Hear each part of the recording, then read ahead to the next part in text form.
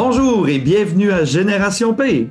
Aujourd'hui, notre thème, c'est qu'on va parler de la prévention du suicide. Et j'ai aujourd'hui deux bonnes invitées. Fanny Larouche, qui est coordonnatrice au Centre de prévention du suicide. Salut Fanny. Salut! Ça va bien? Oui, toi? Oh oui, ça va numéro un. J'ai aussi Marie-André Sauvageau, qui est intervenante au Centre de prévention du suicide. Ça va bien? Oui, très bien, toi. Oh que oui, ça va numéro un. Les filles, moi, je voudrais savoir, la prévention du suicide, c'est quand même un sujet on ne se le cachera pas, c'est lourd. Mais vous travaillez vraiment dans le sens de prévention du suicide. Qu'est-ce qui vous a motivé? Comment vous avez abouti là? Écoute, en fait, il y a 4 ans, le Centre de ressources pour hommes Optimum a créé une entente avec le Centre de prévention du suicide. Pourquoi? Parce que sur 10 suicides complétés, 8, c'est des hommes. Puis, on le sait, Saguenay-Lac-Saint-Jean, c'est énorme, là. Donc, c'était difficile pour un organisme du Saguenay de couvrir le Lac-Saint-Jean. Donc, Marie-André et moi, on a été formés auprès du Centre de prévention du suicide pour intervenir. Puis on avait déjà aussi des formations concernant l'homicide. Donc, pour nous, c'était vraiment un complément au niveau de notre intervention. Donc, tranquillement, on s'est forgé en prévention du suicide. Puis Marie-André en postvention, elle pourra vous en parler plus tantôt. Mais ça fait en sorte qu'au lac, on peut offrir les mêmes services qu'au Saguenay. Tant dans l'intervention qu'en prévention. Donc, pour nous, là, c'était comme un complément à l'emploi qu'on avait déjà, là, qu'on avait déjà. Mais je te cacherai pas qu'on a dû s'adapter parce qu'on était des experts au niveau de l'intervention auprès des hommes. Maintenant, on intervenait auprès d'adolescents, de jeunes enfants, de femmes, de personnes âgées parce que le suicide, ça touche tout le monde. Donc, on a dû là, développer de nouvelles compétences, mais jusqu'à ce jour, là, c'est quelque chose qu'on aime et qu'on porte. OK, super. De ton bord, toi, Marie? Ben, tu sais, qu'est-ce que dit Fanny par rapport à l'intervention auprès des hommes, c'est vrai. Puis, tu sais, mettons, d'un côté plus personnel en tant qu'humain, là, je pense que c'est quelque chose qui est vraiment gratifiant et qui est très concret. Tu sais, quand t'aides quelqu'un qui a des idées suicidaires ou qui a perdu un proche par suicide, c'est rapide qu'on voit des changements puis qu'on voit euh, une évolution chez la personne, tu sais, parce que quelqu'un qui a des idées suicidaires, elle veut pas mourir, elle veut arrêter de souffrir. Fait que dès que tu ouvres ta porte et que tu prends du temps pour cette personne-là, on a des résultats rapides. Fait que c'est gratifiant comme humain, comme intervenant, de voir le potentiel chez une personne là, à ce point-là. Tu sais, que, autant qu'elle est partie, elle avait des idées suicidaires, puis que là, mon Dieu, tout est différent dans sa vie. Fait que les changements sont rapides. C'est comme si enfin j'ai pu le dire. Tu sais, souvent, le monde dit ah, c'est pas évident tu sais, à parler, mais pour nous, c'est rendu une question fréquente. Là. As-tu des idées suicidaires? Puis si oui, ben go, tu sais, ensemble, on va cheminer. Là. Fait que Marie a raison quand elle vous dit que tu sais, quand on voit la personne rapidement, tu sais, il y a un revirement de situation parce que la personne est libérée. Elle dit enfin, j'ai pu dire ce qui se passait. Tu sais, je me cache plus, j'ai plus de masque. Quand je dis les vraies affaires, go. Puis ensemble, on est capable d'avancer. Là. Fait que, tu sais, on pose des questions sans tabou, sans préjugés, puis ce qu'on veut, c'est, regarde, sont où ces idées-là, puis c'est quoi, là. Comment qu'on reconnaît une personne qui veut passer à l'acte? Y a-t-il des signes qui ressortent plus que d'autres? Il y a plusieurs signaux. Il y a des signaux de détresse, des fois, qui vont être subtils. Puis, tu sais, ça peut être des messages verbaux, des messages non verbaux, émotionnellement quelqu'un, tu sais, tu vas dire, mon Dieu, elle a donc bien changé, tu sais, au niveau du comportement, elle est plus isolée, elle est plus à fleur de peau, tu sais, ça varie d'une personne à une autre. Puis, tu sais, c'est ça des fois qui peut être difficile, tu sais, sauf que quand on discute avec des gens qui vivent un deuil d'une personne par suicide, c'est après qu'ils vont dire, ah oui, j'ai remarqué telle affaire. Elle n'était pas habituée de faire telle affaire. Donc, c'est quand on y a vraiment un changement de comportement qui peut parfois être très banal. Mais il y a un changement quelque part qui est là quand même. Là. Des fois, il y a beaucoup de personnes qui se culpabilisent. J'ai pas vu ça, j'ai pas vu ça, j'ai pas vu ça. Mais tu sais, c'est sûr qu'il va y avoir un changement, mais la personne, des fois, c'est, comme Fanny dit, c'est subtil. Fait que tu sais, t'es pas chez vous, chez la personne pour voir, adores-tu cette nuit, as-tu mangé, il y a des choses qu'on peut pas voir. Là. C'est vrai que la personne, des fois, elle peut rester avec ça, là, les changements. OK. Oui, parce que moi, il me semble que moi, quand j'avais étudié la psycho, maintenant, on parlait justement de suicide, il y avait eu il parlait comme des 8 étapes. Puis je ne sais pas si c'était encore ça ou si ça change, parce qu'il y avait comme une étape, c'était comme le cristallin ou quoi de même, mais c'est comme si quand la personne savait le où, quand, comment. Le coq. C'est le coq? Dans le fond, c'est pour déceler les idées suicidaires. À l'époque, c'est ça, c'était le coq, le comment ou quand. Sauf que maintenant, c'est beaucoup plus poussé dans l'évaluation du risque. Ça, en fait, c'est vraiment des professionnels qui vont faire l'évaluation du risque suicidaire. Il y a Marie-André, il y a la gang du CPS qui va le faire. Il y a le 811 puis l'urgence. Puis les intervenants de garde là, au niveau du 811 qui vont offrir ces services-là. Mais maintenant, c'est beaucoup plus que le comment ou quand. On va tout regarder aussi l'impulsivité de la personne. On va regarder aussi si la personne est capable de prendre soin d'elle. Si elle est entourée de personnes autour d'elle, est-ce qu'elle consomme? Fait qu'on va vraiment regarder, on va vraiment plus pousser l'évaluation parce que la personne peut savoir comment ou qu'elle va faire, quand elle le fait. Elle a-tu déjà fait une tentative de suicide, oui ou non? Par la suite, on va en venir à un résultat, en fait, puisqu'on va voir si la personne elle va faire un passage dans l'immédiat, donc il faut intervenir rapidement, ou si oui, le dessin est fait, mais on a encore du pouvoir au niveau de l'intervention. Donc, on a encore un jeu, l'espoir est toujours là, il y a un vouloir d'arrêter de souffrir, oui, mais il y a un vouloir de passer, de tourner la page et de mettre des moyens en place. Fait qu'il y a tout maintenant ce volet-là qui est pris en considération et qui va aider surtout en levier d'intervention. On pense à des jeunes là, qui vont être retour, tu sais, lors de la COVID, ça a été difficile. Il y en a qui ont changé de carrière, il y en a qui ont dû retourner rester chez leurs parents. Il y en a qui sont venus dans leur coin où c'était plus isolé. Donc, mais à quelque part, on avait toujours des points où, moi, là, tu étais avec tes amis d'enfance, tu renouais avec le sport, tu recommençais avec beaucoup de leviers d'intervention qui vont faire en sorte que la personne va tranquillement sortir de la souffrance. Puis ensemble, on va pouvoir trouver là, des moyens. Parce que, tu sais, Alexandre, je comprends ce que tu voulais dire un peu, là, les étapes. Là. Y a quelqu'un dans ta tête que tu te construis des étapes pour en venir? Ben là, j'ai des idées suicidaires demain matin. Là. Mais, tu sais, des idées suicidaires, là, c'est rare que c'est hier, j'en avais pas, puis aujourd'hui, j'en ai. Souvent, je l'explique comme ben ça s'inscrit sur une trajectoire de vie. OK? Fait que, admettons, tout le monde, là, chez vous, vous regardez le mur, mais vous êtes très loin du mur. Mais là, c'est facile de dire, OK, le mur est là, mais je vois le divan, je vois l'évier, je vois le four, je vois. OK. Fait que là, le suicide, ça serait le mur au fond, mais dans ma pièce, je vois plein d'autres choses. OK? Et là, dans ma vie, dans mon histoire de vie, il se passe plein d'affaires. Fait que là, j'avance vers le mur avec un échec, quelque chose de plus difficile dans ma vie, j'essaye des solutions, le divan, c'était une solution, j'ai essayé ça, ça n'a pas fait. J'ai essayé l'évier, c'était une solution, ça n'a pas fait. Fait que de plus en plus que je vis des échecs ou je vis des choses difficiles dans ma vie, je peux me rapprocher du mur, qui était là avant aussi, mais que j'avais tellement d'autres options dans ma vie qui n'étaient pas encore essayées, puis que je voyais encore que c'était accessible. Tu sais. À un moment donné, cette personne-là peut se rêver les deux yeux, le nez collé dans le mur, les deux yeux, puis qu'elle ne voit plus qu'est-ce qu'il y a autour. T'sais. Fait que nous, notre rôle, dans le fond, c'est d'aider la personne de prendre un pas de recul et de dire il y a encore d'autres choses. C'est pas qu'ils ne sont plus là. C'est pas que tu n'as plus personne autour de toi. C'est juste que tu as le nez collé au mur. Puis c'est normal. Tu ne vois plus les choses en arrière. T'sais. Ils sont encore là. Ah, puis c'est une belle technique d'impact. C'est rare que c'est du jour au lendemain. Il y a des choses dans ton histoire. Tu sais, comme Fanny aussi parlait est-ce que tu as fait des tentatives dans ta vie? Fait que oui, il y a des choses dans ton histoire de vie qui peuvent faire que le mur va arriver plus vite. Il y a des choses dans ta vie aussi qui peuvent faire que tu vas te rapprocher plus vite du mur, comme si tu consommes ou si tu es quelqu'un d'impulsif, ça se peut que les pas t'effacent plus vite vers le mur. D'une personne à l'autre, ça va changer. Mais reste que c'est rare que hier, il n'y avait rien du tout, puis que là, demain matin, tu es face au mur. Il y a des choses qui sont inscrites dans ta vie. Tantôt, Fanny, tu disais que justement, le suicide, ça n'a pas d'âge.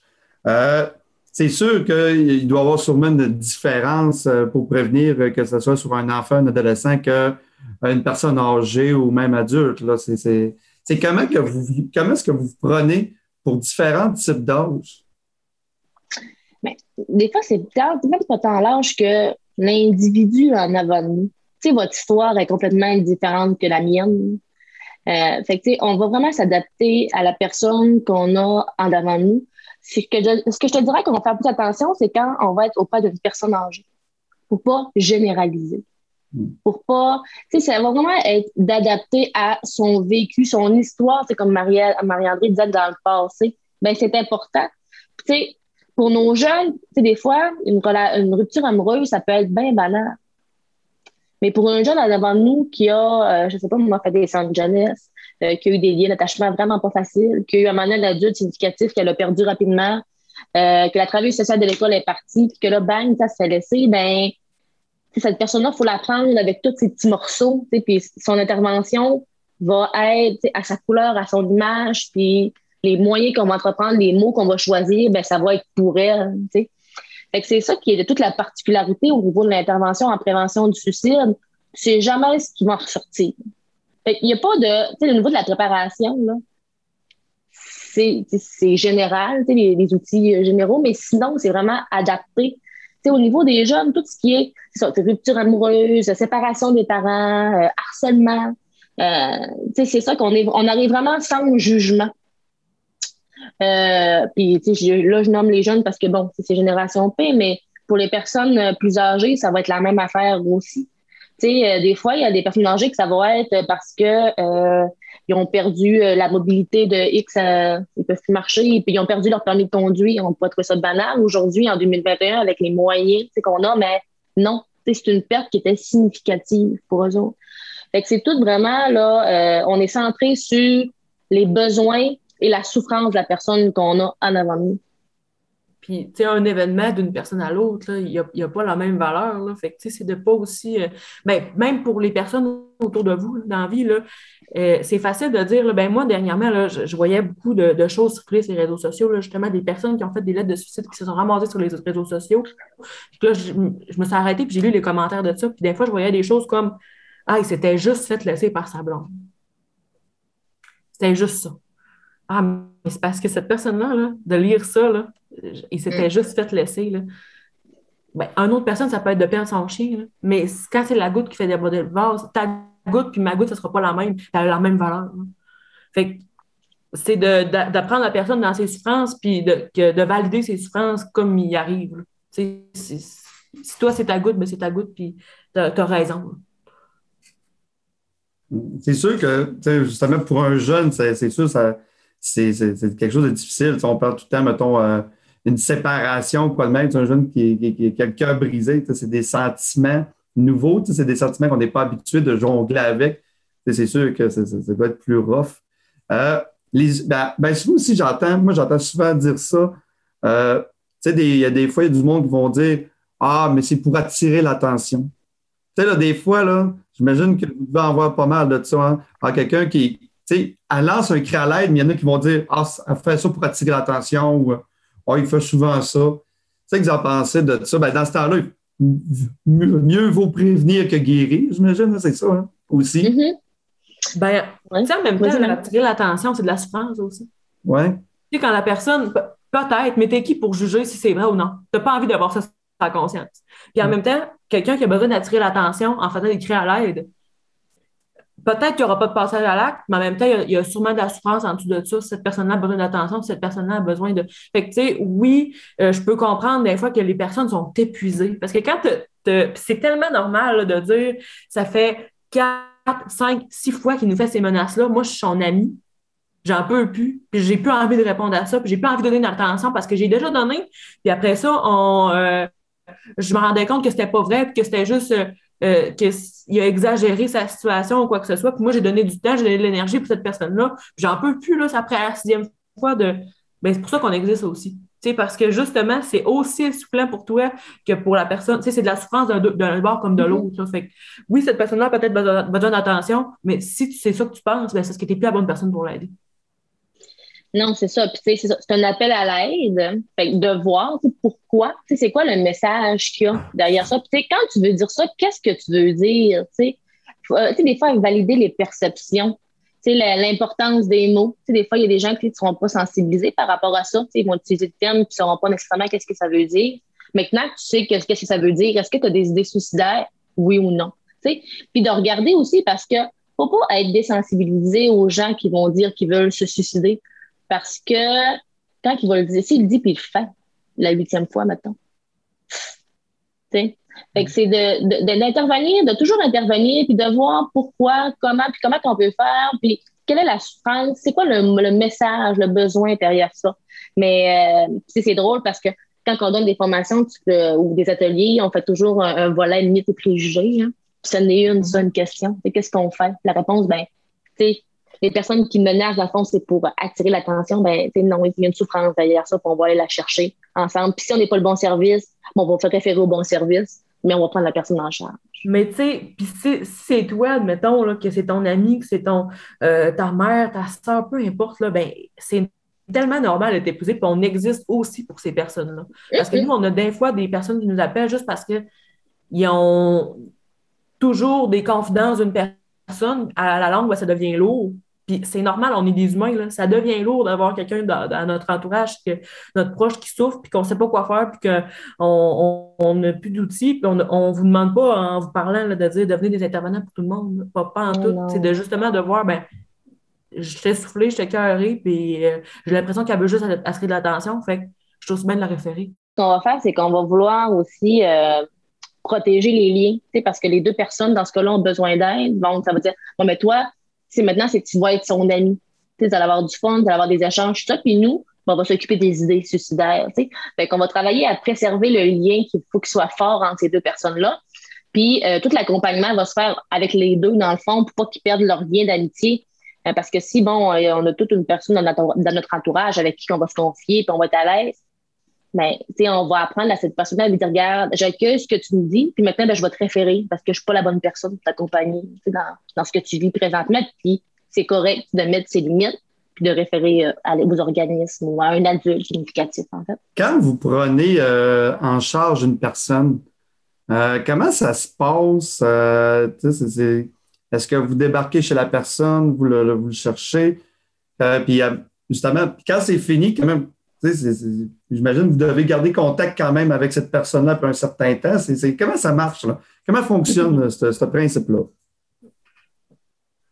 Bien là, premièrement, il y a la ligne 24/7. Ça dépend de la personne, elle arrive de par quel service. Puis souvent, nous, ce qui va arriver, c'est que quand tu appelles à la ligne 24 heures sur 24, 7 jours sur 7, tu n'appelles pas dans un autre pays, tu appelles à Chicoutimi. Quand tu appelles à Chicoutimi, peu importe le moment, ben toi, si tu restes à Albanel, ben la personne qui va t'avoir répondu au téléphone, qui est formée, qui sait qu'est-ce qu'il fait, que c'est un intervenant, tout ça, ben elle va prendre des informations, puis si tu as besoin de plus, ou si t'appelais pour un proche, ben ils vont prendre, bon, ben tu restes à Albanel, tu aimerais ça avoir un rendez-vous, tu aimerais ça d'avoir plus, ben ils vont te référer à moi. Puis moi, à ce moment-là, je vais prendre rendez-vous avec toi. Puis, je vais prendre rendez-vous avec toi dans le milieu le plus proche, que c'est plus facile pour toi.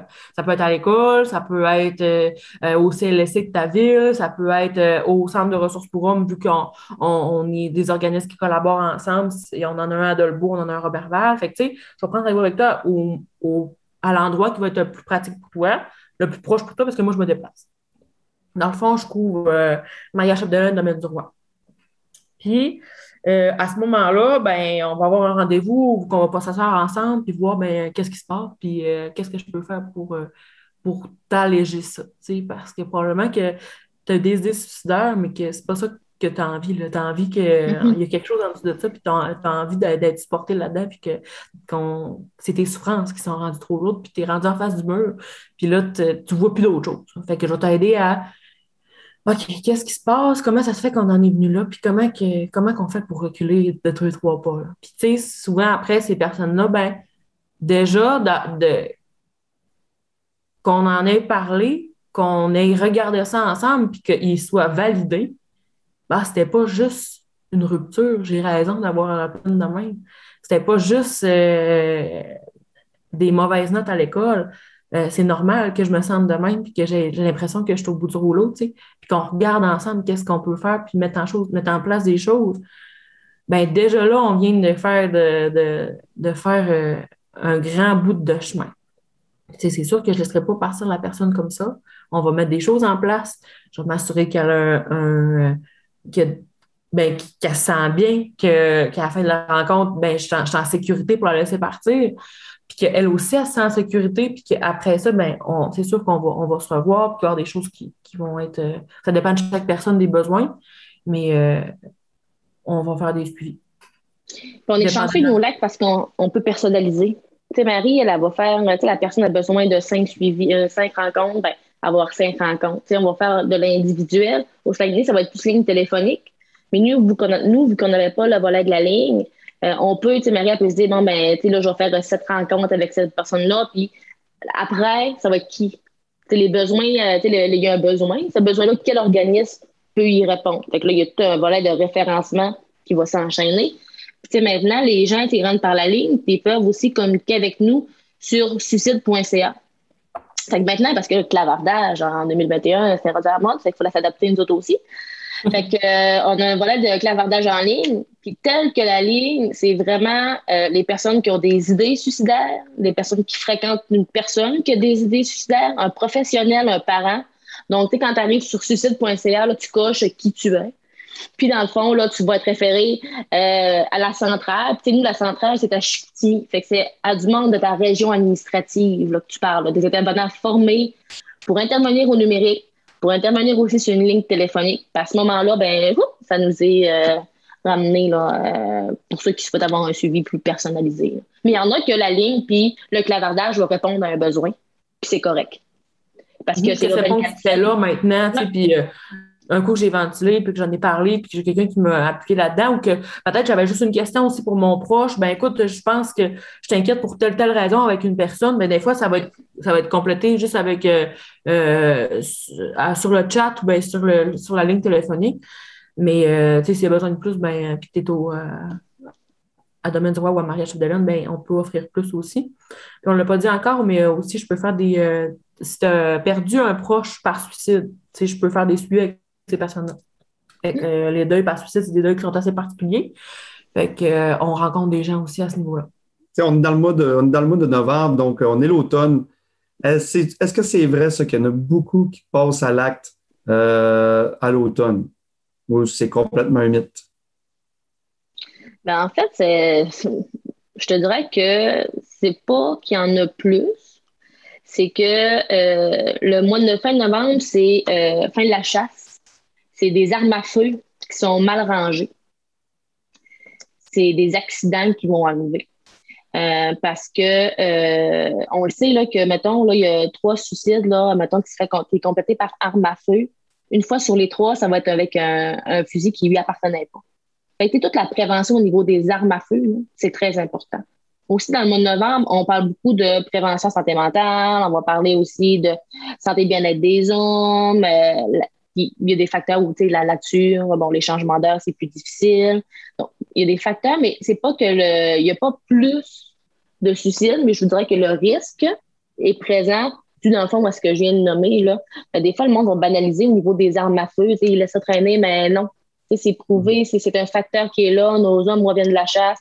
Il y a du monde qui vont tomber sur le chômage.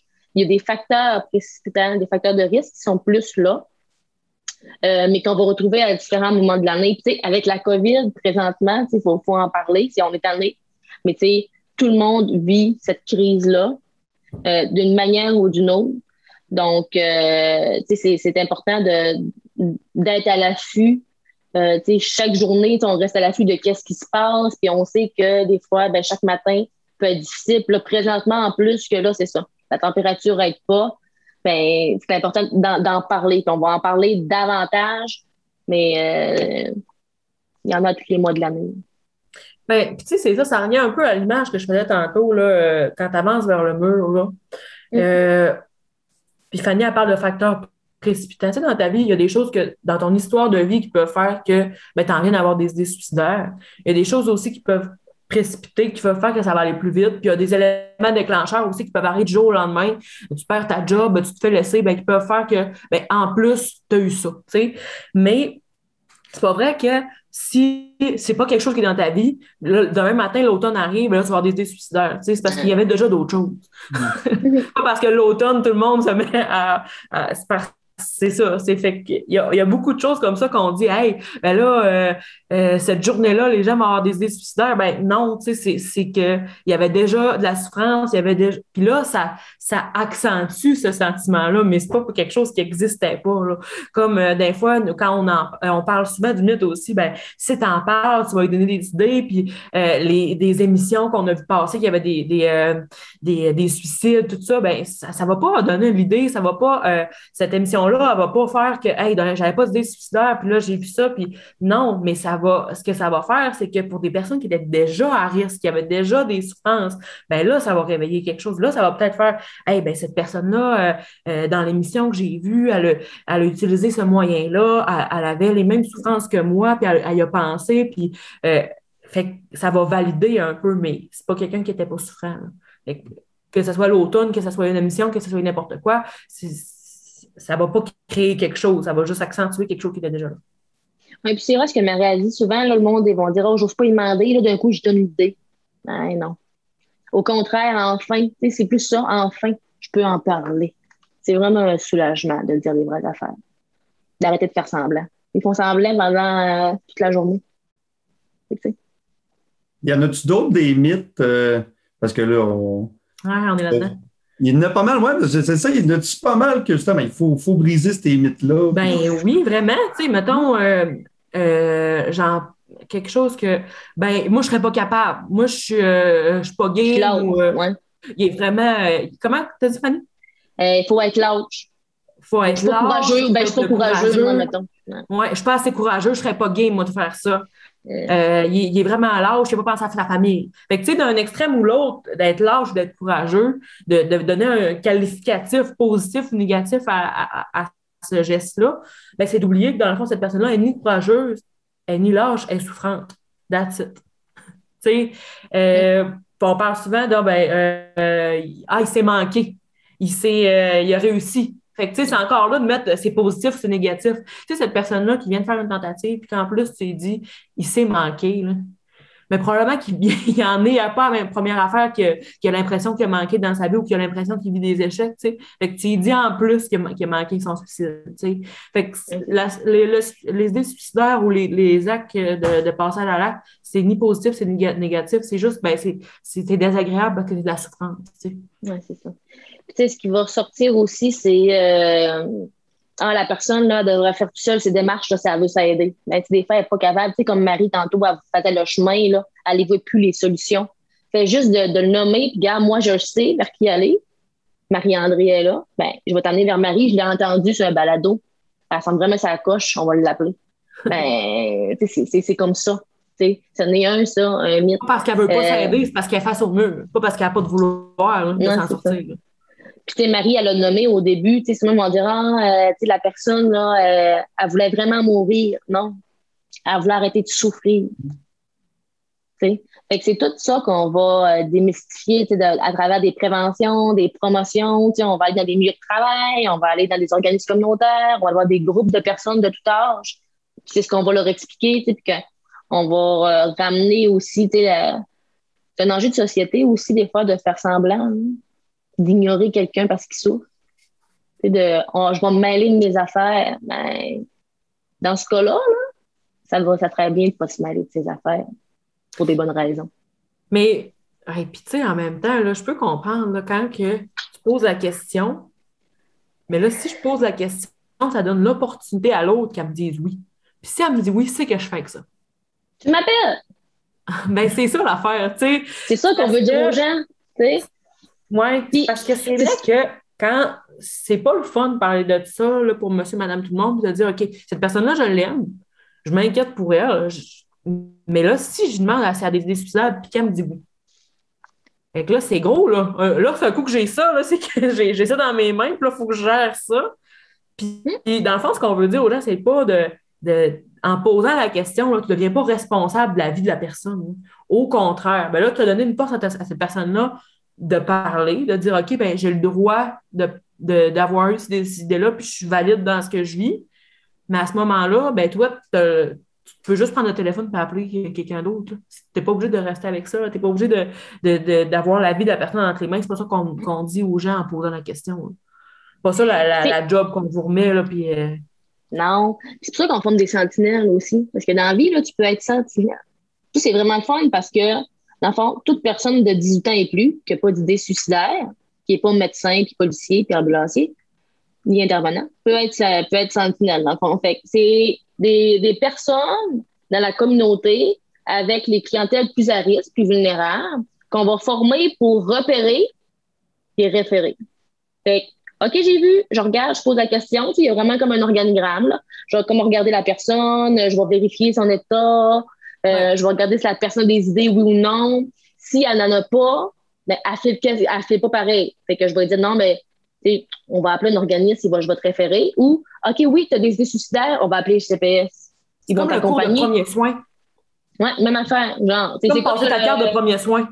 Oui. Tu donnes tu maintiens en vie. T'es rien capable de faire, t'es pas intervenant, mais t'es capable d'attendre que les ambulanciers arrivent. T'es capable exactement de dire, ça. Ouais. Reste avec moi, là, tu restes avec moi, OK? On attend ensemble. 911, OK, oui, tu restes avec moi. Ben, c'est ça. On ne demande pas d'opérer personne, on ne demande pas de faire de devenir médecin, chirurgien, quoi que ce soit. Mais dans le fond, ça aide aux personnes de. Ben, si j'ai quelqu'un qui me dit oui, ben, je me sens pas, je suis capable de parler des vrais mots, puis de les utiliser, puis d'utiliser les bons mots, puis je me sens plus à l'aise de les utiliser. Puis après ça, ben, je peux accompagner cette personne-là vers les services qui sont adéquats. C'est la personne sentinelle, ben, formée. Après ça, ben, avec elle, on va faire une intervention après. Puis, comment tu trouvais ça? On va avoir un suivi avec un intervenant désigné. Mais tu sais, ça permet que dans les milieux de travail, dans les milieux de jeunes, ben, tu sais, ces personnes-là sont capables de nous accompagner là-dedans, puis faire de la prévention du suicide. Là. Dans les communautés autochtones, ils disent faire la promotion de la vie. J'aime bien ça. Fait que c'est ce qu'on fait. C'est positif. Ben oui. Ce qu'on fait, c'est la promotion de la vie. Hein? Mais le programme des sentinelles, c'est-tu déjà commencé? Comment ça marche? Si quelqu'un veut devenir une sentinelle, là, comment ça marche? Ouais, dans le fond, pour le secteur de Benzoin par Chapdelaine, il m'appelle. C'est Fanny qui parle. Fait qu'il appelle Fanny, puis ensemble, dans le fond, on se crée un groupe de 10 à 12 personnes. Puis on forme des sentinelles. Il y a des formations qui sont gratuites. Donc, annuellement, on peut donner ces formations gratuites. Sinon, il y a des frais qui sont défrayés pour la formation. Puis à la suite de ça, annuellement, on se rencontre, puis on va faire des formations plus spécifiques au niveau, exemple, des agriculteurs, parce que les agriculteurs, ben, ils en vivent aussi, puis c'est une clientèle qui est à risque. Les personnes aînées, la population générale, on va donner des formations sur les ados. Donc, on va toujours continuer à créer un lien avec ces sentinelles-là, qui doivent être volontaires, puis qui peuvent aussi, si c'était important de le dire, là, à un moment donné, m'appeler et me dire « Hey, Fanny, je prends un break. » Ben, c'est parfait. Parce que ce qu'on veut, c'est que les gens, justement, prennent soin de soi, qu'ils soient capables de mettre leurs limites.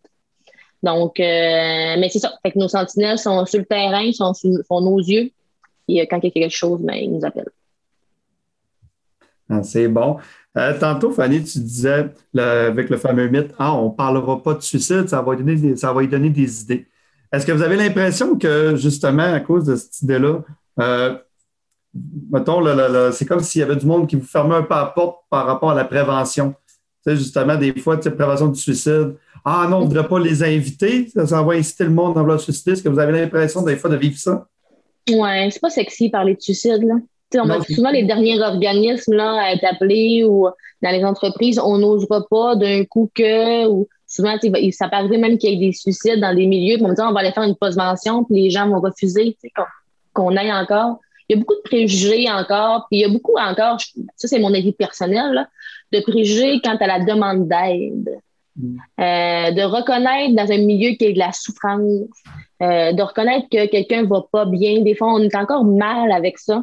Donc oui, il y a encore des gens qui n'osent pas nous appeler parce qu'ils ont peur, parce qu'il y en a qui ont peur aussi de après, c'est comment parler d'être maladroit.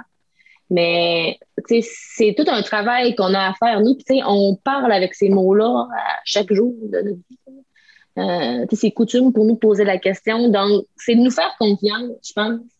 Puis c'est d'en parler davantage. C'est comme la chance que vous nous donnez aujourd'hui d'en parler.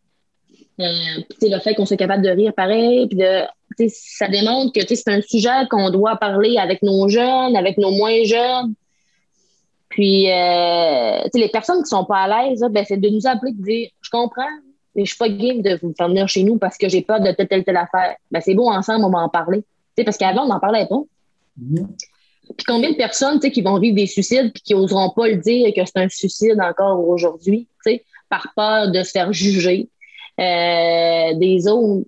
Donc, c'est encore un travail qu'on a à faire. Puis encore là, tu sais, c'est un travail du CPS, puis un travail de société, tu sais, de reconnaître que c'est là. Puis c'est pas parce qu'on est à Debout, à Saint-Edmond, à Girardville qu'il n'y en a pas, là. Il y a du monde qui souffre, il y en a partout, ça n'a pas de sexe, ça n'a pas d'âge, ça n'a pas de nationalité, ça n'a rien de ça. Mais en même temps, là, ça part aussi d'un peu de quelque chose d'observable et tangible. Parce que moi, j'ai souvent entendu des choses comme on va quelque part, on parle de promotion, de prévention du suicide, puis après ça, ils ont des interventions à faire après. Parce que là, les personnes, ils filaient moins, ça n'allait pas ou quoi que ce soit. Puis je vais revenir à ce que j'ai dit tantôt, on n'a rien instauré. C'était déjà là, on a ouvert une porte pour en parler. Puis là, ça a popé. Puis là, dans l'organisation, il y a des gens qui ont parlé, moi, ça m'est déjà arrivé. Moi, j'ai eu un frère qui s'est suicidé. Moi, j'ai des idées ou quoi que ce soit. Fait que c'est sûr que ça rend inconfortable parce que là, tu pensais qu'il n'y avait rien dans ton organisation, que ça touchait personne parce que personne n'en parlait. Puis là, nous, on vient, on en parle, puis il y a des gens qui osent en parler, puis qui osent dire hey, moi. Fait que c'est sûr que ça crée des inconforts, ça crée des malaises, mais après notre visite, là, on reste disponible. T'sais. On ne vous laisse pas avec ça, tout ce qu'on a créé, puis on s'en va, puis on dit bye, puis organisez-vous à cette heure, là, teignez les feux. C'est pas comme ça que ça fonctionne. On demeure présent, puis on sait que ça va faire réveiller des affaires, puis c'est normal. C'est juste que tout le monde là, est dans sa petite boîte, puis pense que moi, je suis tout seul. Parce que je rappelle, là, le mur, là, tout le monde est là. Tout le monde a déjà peut-être eu une fois dans sa vie quelqu'un où peut-être que je me suis dit, ça serait-tu plus facile si je n'étais pas là, mais que j'avais d'autres solutions. Fait que ça touche pas mal plus de personnes qu'on pense, mais on aime mieux se dire que c'est pas chez nous, c'est pas dans mes affaires. Puis c'est dommage si on n'est pas invité parce que c'est quand même quelque chose qui arrive. Dans mon organisation ou à mon école ou à ma job, il y a quelqu'un qui est décédé par suicide, mais on n'en parle pas, puis on ne le dit pas, mais ça reste que tout le monde a les impacts, tout le monde vit avec ça. Ou, tu sais, je parlais tantôt des séries ou les affaires où on parle de suicide, mais c'est pas nécessairement abordé de la bonne façon, ou ça peut rendre des personnes plus vulnérables parce qu'ils écoutent ça chez eux, ou ils entendent parler de ça chez eux, ou ils entendent que la personne s'est suicidée puis ils sont tout seuls chez eux. Mais nous, ce qu'on vient faire, c'est qu'on vient d'en parler de la bonne façon, puis qu'on vient donner aussi accessibilité à une ressource. On ne vous laisse pas tout seul avec ça. Fait que oui, ça peut être épeurant de nous faire venir, puis ça peut être épeurant de parler de ça, parce que c'est vrai que ça en réveille des affaires. Là. Ça serait fou de dire que ça brasse rien. Mais si ça brasse des affaires, c'est parce que c'est normal, puis on ouvre une porte. Puis c'est ça qu'il faut faire.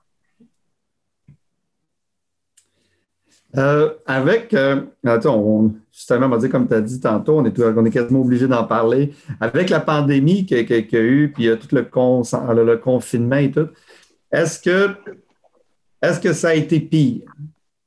Est-ce que les téléphones ont pas mal sonné? Ce qu'on remarque, là, puisque les études démontrent présentement, c'est qu'il y a plus de facteurs de risque, d'isolement. Donc, j'avais justement toutes les formations la semaine dernière en lien avec la COVID. Puis même au niveau des hommes, c'est ce qui sort, c'est qu'ils se sentent plus isolés. Leur estime de soi en a pris un coup. Le réseau social, ils se sentent moins supportés par le réseau social également.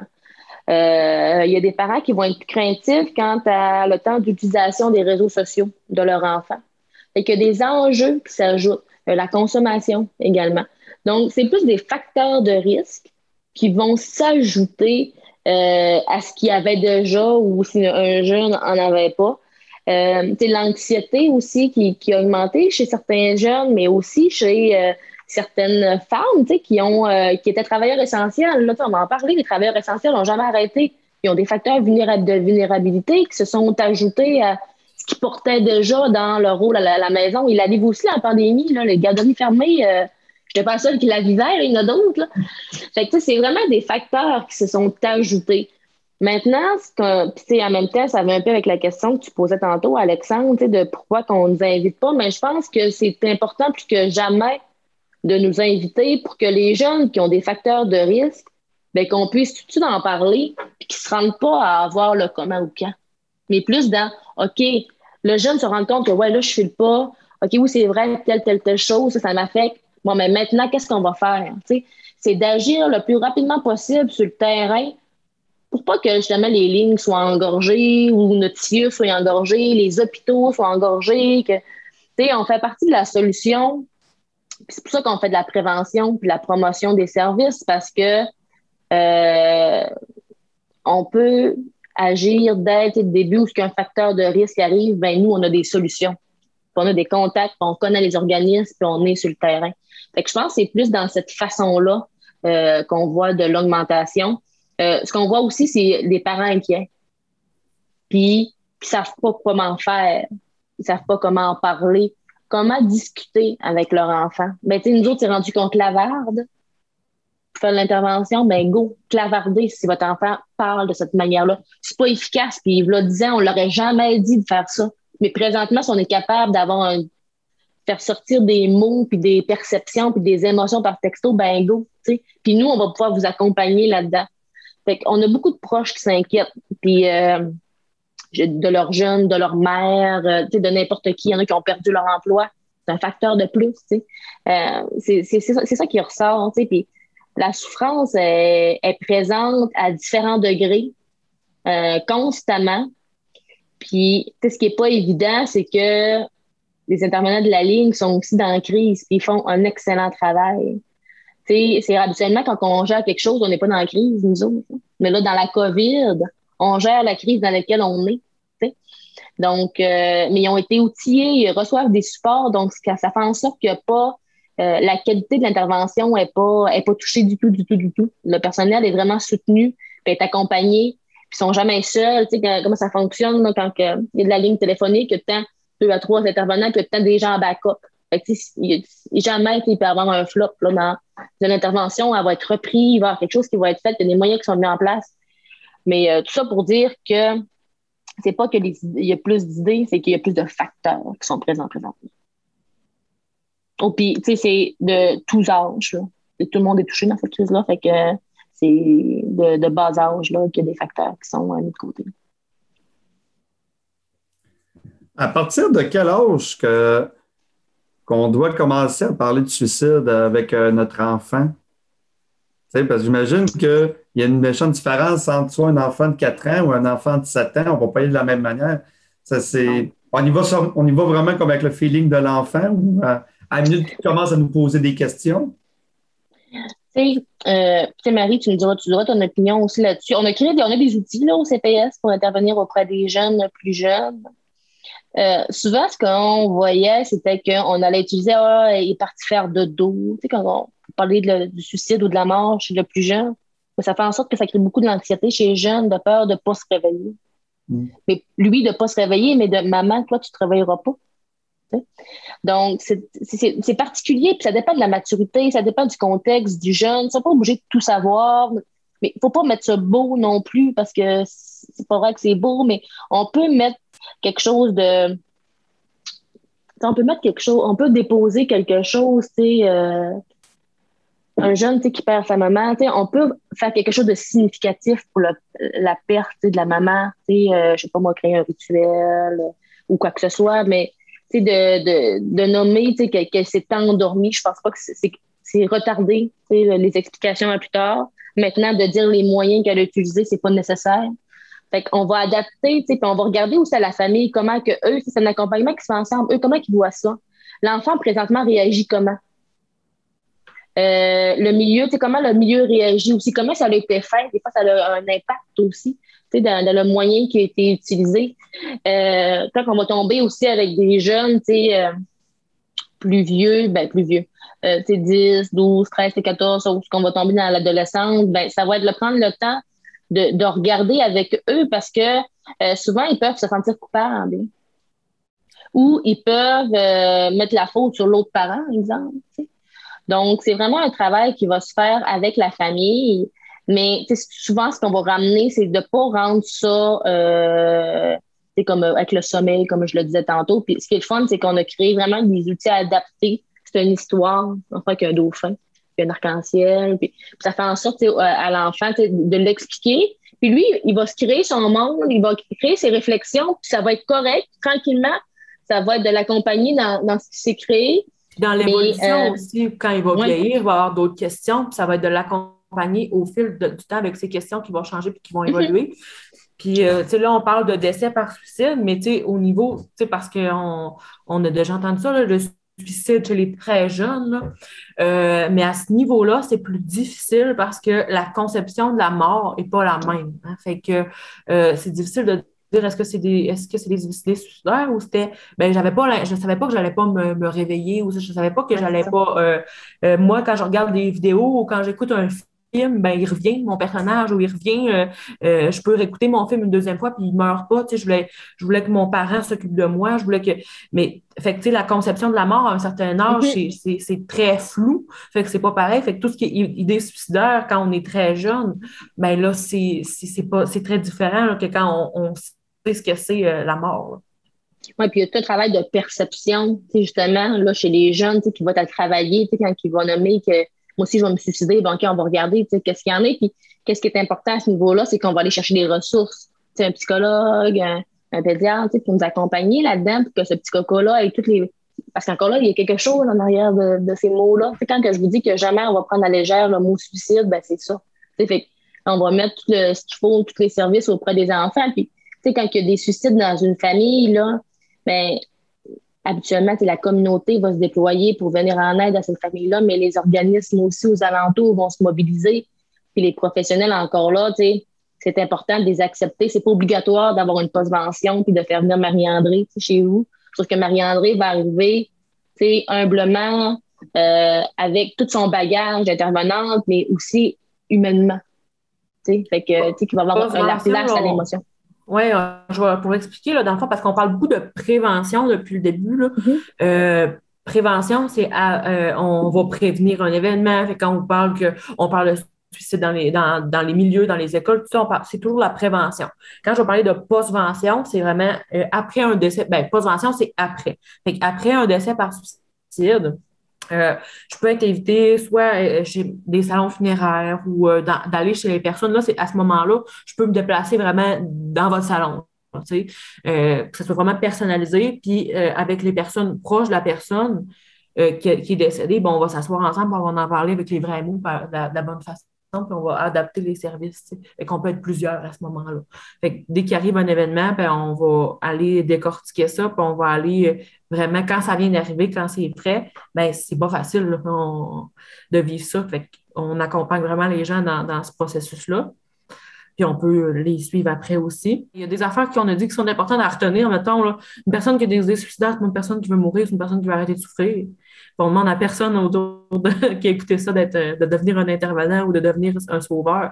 On vous dit juste qu'il y a des ressources puis de les utiliser parce que c'est pas un sujet qui est le fun, c'est pas un sujet qui est facile, puis c'est un sujet qu'on peut vite se sentir démuni, fait que c'est pour ça qu'on existe. Oui, de pas gêner puis d'en parler. Puis même, les personnes là, qui se reconnaissent dans ce qu'on a nommé, qui ont des idées, de nous appeler. Puis ensemble, on va trouver des solutions, mais de ne pas rester seul avec ce mal-être-là. Il y a des possibilités. Puis tantôt, on parlait des ressources. Il y a Marie-André, tout ça, mais il y a la ligne 1866 appel, donc qui est toujours disponible 24/7, donc 1866 277 3553. Puis ceux qui aiment mieux clavarder en ligne, dans le fond, suicide.ca. Si on voudrait vous parler à une de vous deux au Centre de prévention du suicide, c'est quoi le numéro pour vous rejoindre? Il y a Marie-André, donc le 418-765-3199 et c'est le poste 4.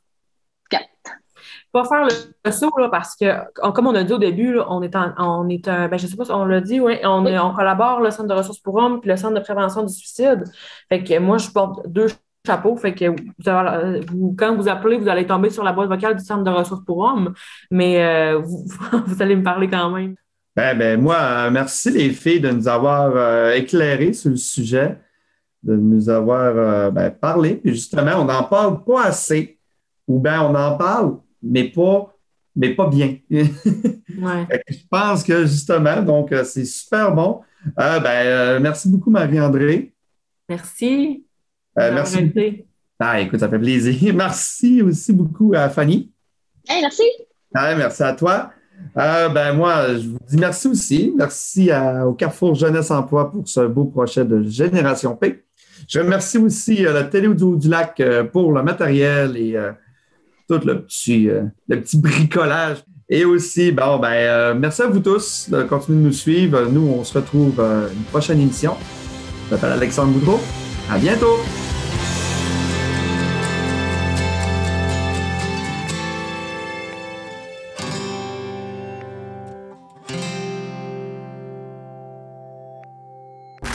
Ce balado est produit en collaboration avec la Télédio du Lac.